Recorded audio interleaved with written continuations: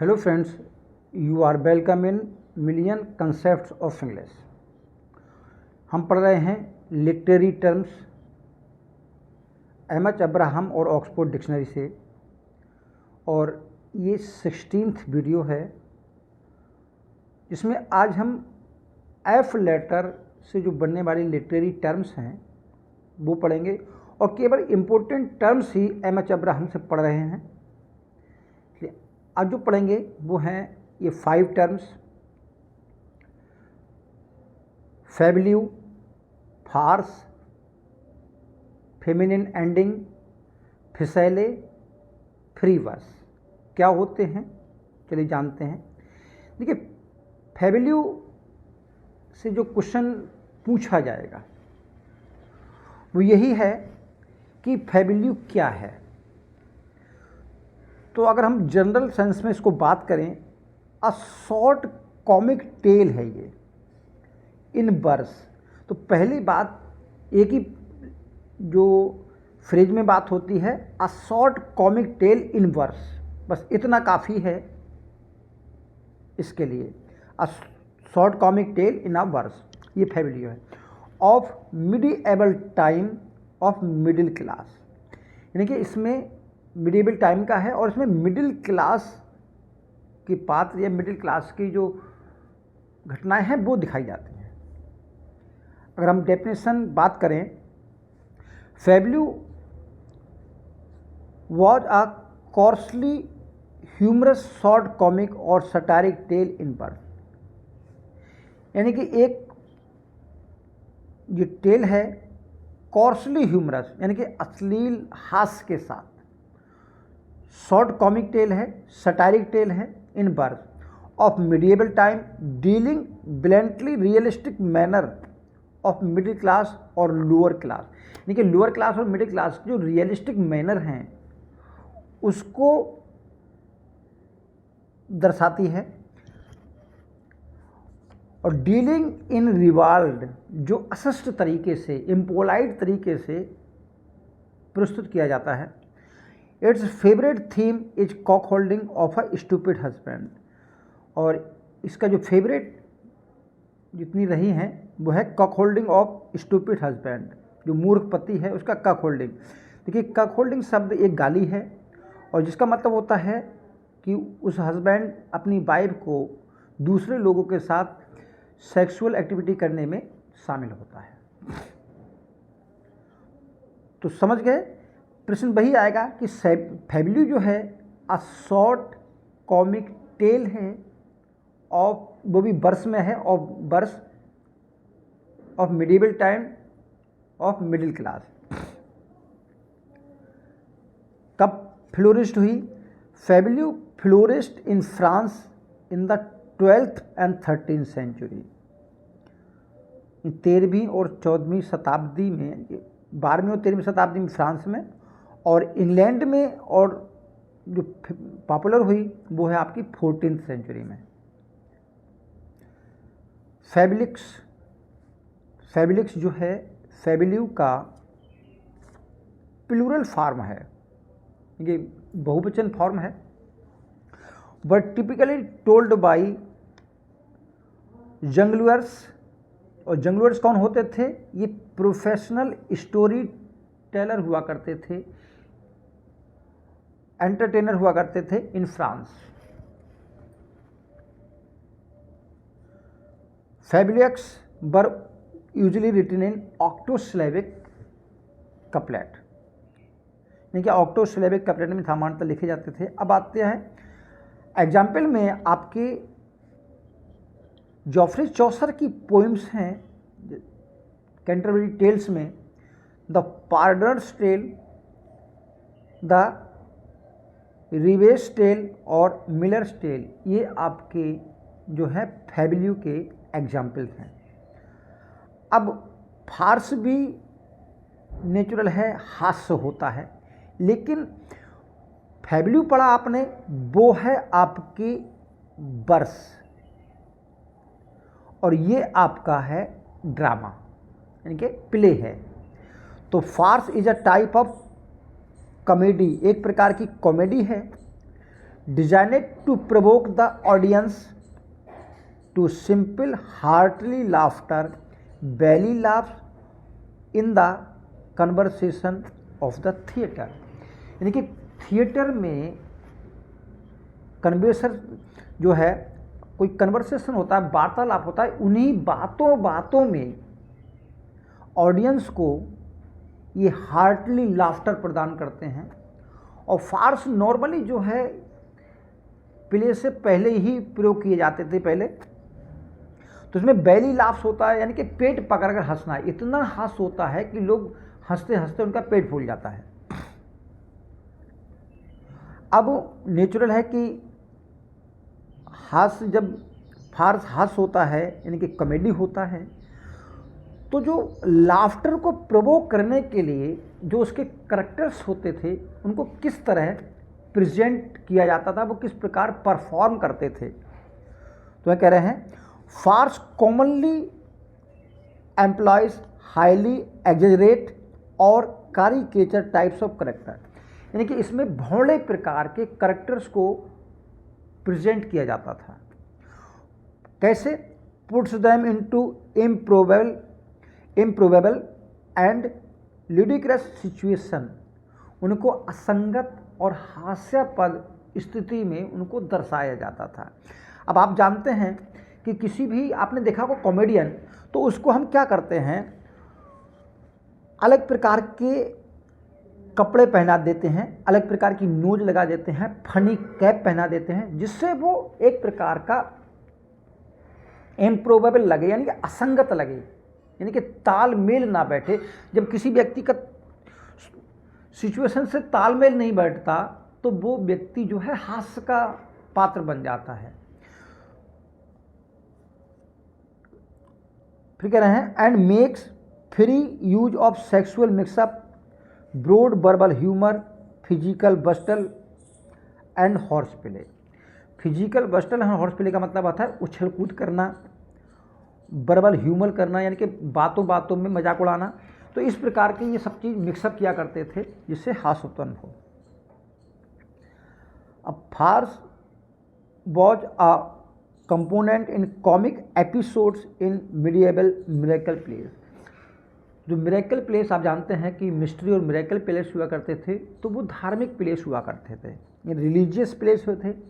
तो इन religious place के बीच में फार्स को डाला जाता था ताकि इंसान बहुत ज़्यादा बोर ना हो। और अपने जो शेक्सपियर के एग्जाम्पल हैं, ये इम्पोर्टेंट प्रश्न होता है कि कौन कौन से शेक्सपियर के प्ले जो हैं वो फार्स की श्रेणी में आते हैं। तो फार्स की कैटेगरी में जो आते हैं वो है द टेमिंग ऑफ शेरू और the merry wife of Windsor. दोनों याद रखना, क्योंकि कॉमेडी ऑफ मैनर्स के बारे में लास्ट टीजीटी में पूछा गया था। अब बात करते हैं फेमिनिन एंडिंग। तो देखिए, एंडिंग दो प्रकार की होती हैं, फेमिनिन और मैस्कुलिन। देखिए, एक होता है अनस्ट्रेस सिलेबल, अनस्ट्रेस सिलेबल और ए स्ट्रेस सिलेबल। तो जब अनस्ट्रेस सिलेबल के बाद स्ट्रेस सिलेबल आता है, तो आपने पढ़ा होगा आयम्बिक पेंटामीटर। तो आयम्बिक पेंटामीटर जो होता है वो अनस्ट्रेस्ड बाई स्ट्रेस्ड, यानी कि पहले अनस्ट्रेस सिलेबल होता है, बाद में स्ट्रेस सिलेबल का प्रयोग होता है। ऐसे ही 10 मीटर को हम आयम्बिक पेंटामीटर कहते हैं, यानी कि 10 सिलेबल के आयम्बिक पेंटामीटर कहते हैं। तो कुल मिला के ये 1 मीटर हुआ। और इसके अपोजिट पहले स्ट्रेस और बाद में अनस्ट्रेस जो एंडिंग होती है उसे हम फेमिनिन एंडिंग कहते हैं। तो क्या है feminine ending? Feminine ending is the ending of a metrical verse line and unstressed syllable. तो इसमें अनस्ट्रेस सिलेबल से एंडिंग होती है बस। तो नेचुरल है, इसके पहले स्ट्रेस सिलेबल होते हैं। तो इस सिचुएशन को हम बोलेंगे फेमिनिन एंडिंग। अब एग्जाम्पल में आप जानते हैं एक आयम्बिक होता है, दूसरा ट्रोचक। तो ट्रोचक में क्या होता है कि इसमें स्ट्रेस के बाद अनस्ट्रेस सिलेबल होता है, ट्रोचक में होता ही है। तो trochaic metre is a example of feminine ending. In this metre a stressed syllable followed by an unstressed syllable, यानी कि स्ट्रेस सिलेबल के बाद इसमें अनस्ट्रेस सिलेबल होता है। अब बात आती है, अभी पढ़ा था हमने आयम्बिक पेंटामीटर। तो आयम्बिक पेंटामीटर में 5 मीटर होते हैं और 5 मीटर में पहला अनस्ट्रेस, दूसरा स्ट्रेस होता है, लेकिन इसमें 10 सिलेबल होते हैं। लेकिन कह रहा है आयम्बिक पेंटामीटर को यदि हम फेमिनिन एंडिंग देते हैं तो एक सिलेबल आपको, यानी कि 11th सिलेबल आपको बढ़ाना पड़ता है। तो कह रहा है in English iambic pentameter a feminine ending involve the addition of 11th syllable as in Shakespeare's famous line to be or not to be that is the question. तो यहाँ पर जो है 11th सिलेबल बढ़ाया गया है, तो ये आपका फेमिनिन एंडिंग माना जाएगा। तो इसी तरह फेमिनिन राइम है, तो यही ऊपर फेमिनिन एंडिंग फेमिनिन राइम हो गई। तो फेमिनिन राइम का मतलब है कि अनस्ट्रेस सिलेबल का कॉम्बिनेशन, मदर और अनदर, इन दोनों में ही जो सेकंड सिलेबल है वो आपका अनस्ट्रेस है। तो जो सेकंड सिलेबल अनस्ट्रेस है लास्ट वाला, और इस अनस्ट्रेस सिलेबल की जो कॉम्बिनेशन होती है वो आपकी फेमिनिन एंडिंग कहलाएगी।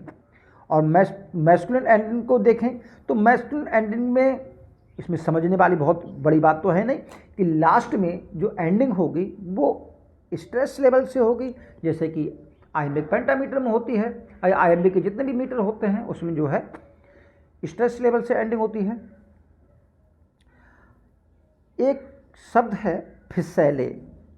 देखिए फिसैले शब्द को समझने के लिए आपको साथ साथ कॉन्फिडेंट, ये वर्ड है, सॉरी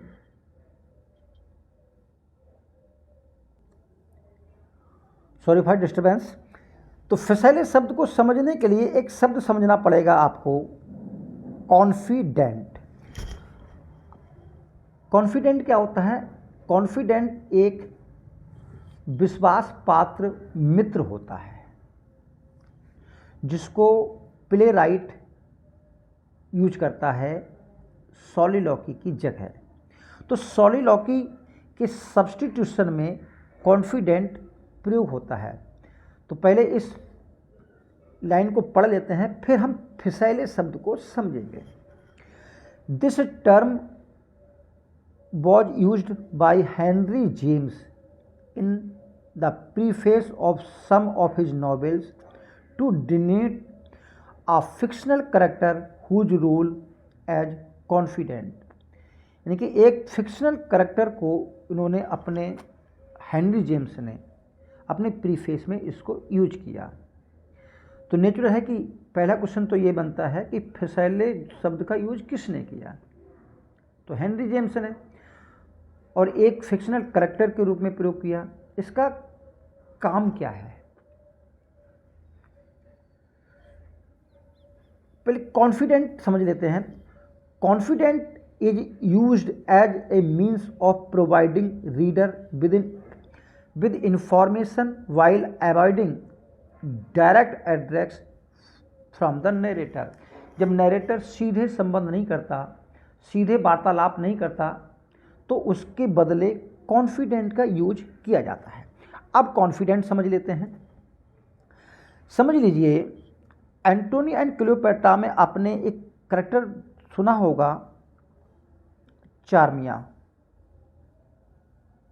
तो चार्मिया जो है मेड ऑफ ऑनर है क्लियोपेट्रा की। तो क्लियोपेट्रा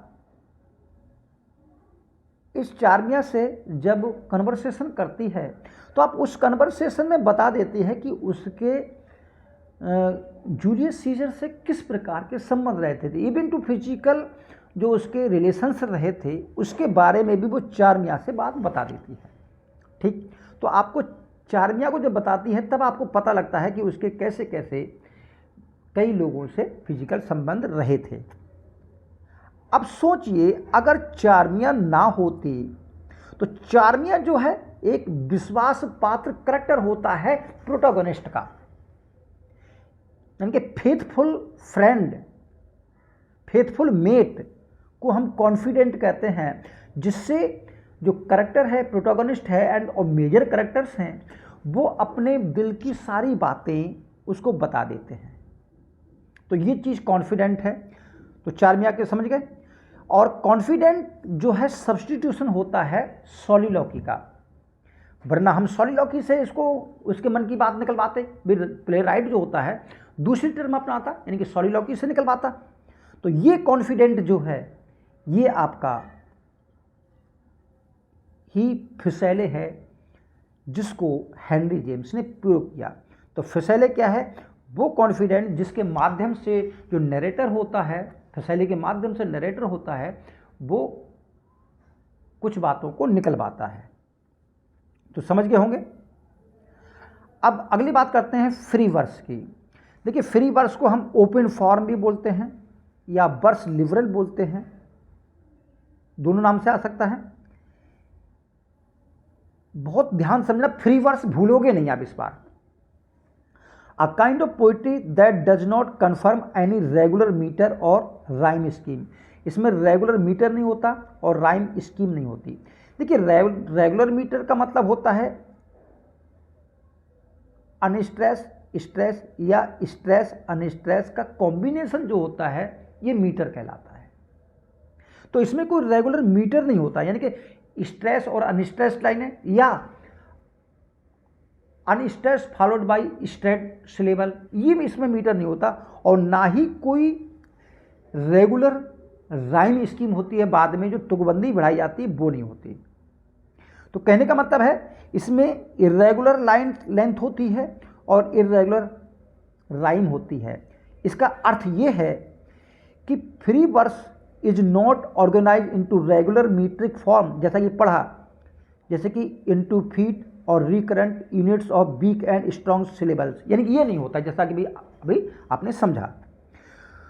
तो फिर ये होता क्या है, फिर ये वर्स कैसे है, फिर इसमें जो राइम है वो उसमें कैसे बनाई जाती है। तो देखिए, instead of regular metric pattern free verse use more flexible cadences, इसमें कैडेंसेस का प्रयोग होता है। अब ये कैडेंसेस क्या है, देखिए एक यहाँ पर फ्रेज ले लिया, इस फ्रेज की जो उसने लय बना दी बोल करके, यानी कि वैसे लय नहीं है तो बोल करके यहाँ लय बनाई, और दूसरा फ्रेज ले लिया लास्ट में तो इसकी लय बना दी। तो ये कैडेंसेस जो होते हैं ये आपके राइम के फ्रेजेस होते हैं। स्ट्रेस अनस्ट्रेस और अनस्ट्रेस स्ट्रेस लेवल नहीं होते, बल्कि क्या होते हैं ये राइम के जो है तुकबंदी बिठा दी जाती है, या कह सकते हैं। और रिदमिक ग्रुपिंग्स, ये रिदमिक ग्रुप्स होते हैं, sometimes supported by anaphora and other devices of repetition. Anaphora एक रिपीटेशन जिसको बार बार रिपीट किया जाता है, वो आपका फिगर ऑफ स्पीच है, और दूसरी डिवाइसेस का प्रयोग किया जाता है। तो कैडेंस क्या है, the rise and fall of voice in speaking, speaking में राइज एंड फॉल कर देते हैं, जिसको ताल बोलते हैं। और एनाफोरा जो है वो आपकी रिपीटेड बिगिनिंग और नंबर ऑफ सेंटेंस क्लॉजेज और फ्रेजेस, इसमें क्लॉज फ्रेज या वर्ड्स को रिपीट किया जाता है बार बार, ये एनाफोरा कहलाता है। तो इन दोनों के माध्यम से जो है फ्री वर्स में लय बनाई जाती है। अब ब्लैंक वर्स यही एक लाइन में समझ लेते हैं, जिसके अपोजिट ब्लैंक वर्स में मीटर तो होता है, रेगुलर मीटर होता है, पेंटामीटर होता है, लेकिन बाद में राइम नहीं बिठाई जाती। तो ब्लैंक वर्स वर्स है लेकिन राइम नहीं है उसमें, बस इतना अंतर है। अब एग्जाम्पल में जो पहले आए हैं, जब किंग जेम्स ने बाइबल को ट्रांसलेट किया तो उसके बिब्लिकल साम्स और सॉन्ग और सोलोमन जो हैं ये आपके फ्री वर्स के एग्जाम्पल हैं। और मॉडर्न टाइम में 19वीं सेंचुरी में विलियम ब्लेक, मैथ्यू आर्नोल्ड और दूसरे पोइट हैं इंग्लैंड और अमेरिका के, इन्होंने क्या किया, departure from regular meter use किया जिसको फ्री वर्स कहा गया। और वॉल्ट विटमैन ने तो जब लीव ऑफ ग्रास लिखा तो अपने लोगों को ही चौंका दिया जब इसके मीट्रिक फॉर्म जो है जब सामने आई। तो क्या किया इन्होंने वॉल्ट विटमैन ने किया, use verse line varying length which depend on rhythmic effect on recurrence metric feet in not on metric feet. In metric feet पे इसका जो राइम नहीं टिका था बल्कि किस पे था, but on cadences unit and on repetition, balance and variation of words, phrases, clause, lines. देखिए इन सब के माध्यम से इन्होंने जो है रिदमिक इफेक्ट को इन्होंने उत्पन्न किया। अगले देखते हैं एग्जाम्पल जो आपने देखा होगा अभी, ये है love song of James Alfred Prufrock. तो इसमें टी.एस. इलियट की रचना है, देखिए, let's go and then you and I when the evening is spread out against the sky like a patient catheterised on a table, let's go through on the half deserted streets the muttering retreats. तो यहाँ इन्होंने तो बुला दी। तो इस प्रकार का जो इन्होंने कैडेंस किया है, तो कैडेंसेस का उपयोग ही जो है ये फ्री वर्स है। उम्मीद करें समझ में आया होगा। तो आज के लिए इतना ही। Thank you, all the best.